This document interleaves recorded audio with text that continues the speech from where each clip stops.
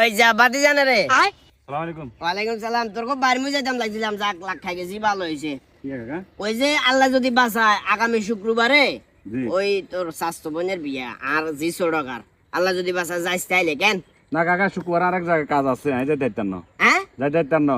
Sure নাকি যাই দিন? হ্যাঁ। আচ্ছা দে 2000 টাকা দে। মানে 2000 টাকা দিবে লাগে কইছি, 2000 টাকা দে, মানে আই কইয়ের 2000 টাকা কিনলে আমি কইতে হইব তো। 2000 টাকা কিনলে কই দিতেন?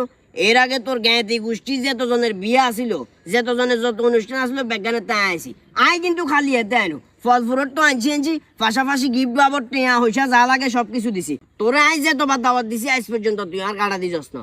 এটা এটা জানো কোনটা গেছস? আনের বাপ মরছে যে, আনের বাপের খানা আরে কানের নিচে দি দাম দাম করে 2 টাকা দিমু, বাপ বলছিস যে অনেক গেছস। এটা তো টেয়া লাগতো না। টেয়ার মামলা যত আনে আছে আজ পর্যন্ত তোরা কোনো দাওয়াতে দেনু।